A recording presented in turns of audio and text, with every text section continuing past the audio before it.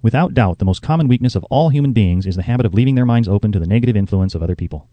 This weakness is all the more damaging because most people do not recognize that they are cursed by it, and many who acknowledge it neglect or refuse to correct the evil until it becomes an uncontrollable part of their daily habits. To aid those who wish to see themselves as they really are, the following list of questions has been prepared. Read the questions and state your answers aloud, so you can hear your own voice. This will make it easier for you to be truthful with yourself. Self-analysis test questions. Do you complain often of feeling bad, and if so, what is the cause? Do you find fault with other people at the slightest provocation? Do you frequently make mistakes in your work, and if so, why? Are you sarcastic and offensive in your conversation? Do you deliberately avoid the association of anyone, and if so, why? Do you suffer frequently with indigestion? If so, what is the cause? Does life seem futile, and the future hopeless to you? If so, why? Do you like your occupation? If not, why? Do you often feel self-pity, and if so, why? Are you envious of those who excel you?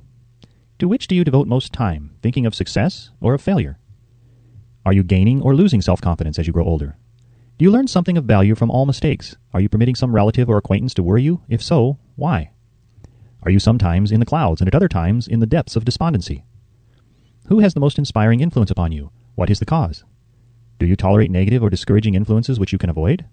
Are you careless of your personal appearance? If so, when and why? Have you learned how to drown your troubles by being too busy to be annoyed by them? Would you call yourself a spineless weakling if you permitted others to do your thinking for you? Do you neglect internal bathing until auto-intoxication makes you ill-tempered and irritable? How many preventable disturbances annoy you, and why do you tolerate them? Do you resort to liquor, narcotics, or cigarettes to quiet your nerves? If so, why do you not try willpower instead? Does anyone nag you, and if so, for what reason? Do you have a definite major purpose, and if so, what is it, and what plan have you for achieving it? Do you suffer from any of the 6 basic fears? If so, which ones? Have you a method by which you can shield yourself against the negative influences of others? Do you make deliberate use of autosuggestion to make your mind positive? Which do you value most, your material possessions or your privilege of controlling your own thoughts? Are you easily influenced by others against your own judgment? Has today added anything of value to your stock of knowledge or state of mind? Do you face squarely the circumstances which make you unhappy or sidestep the responsibility? Do you analyze all mistakes and failures and try to profit by them, or do you take the attitude that this is not your duty? Can you name 3 of your most damaging weaknesses? What are you doing to correct them? Do you encourage other people to bring their worries to you for sympathy? Do you choose from your daily experiences lessons or influences which aid in your personal advancement? Does your presence have a negative influence on other people as a rule? What habits of other people annoy you most? Do you form your own opinions or permit yourself to be influenced by other people? Have you learned how to create a mental state of mind with which you can shield yourself against all discouraging influences? Does your occupation inspire you with faith and hope?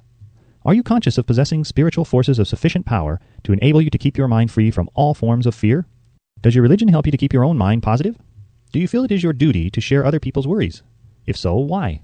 If you believe that birds of a feather flock together, what have you learned about yourself by studying the friends whom you attract?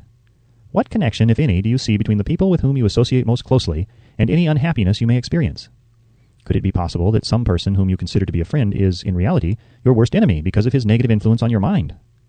By what rules do you judge who is helpful and who is damaging to you? Are your intimate associates mentally superior or inferior to you?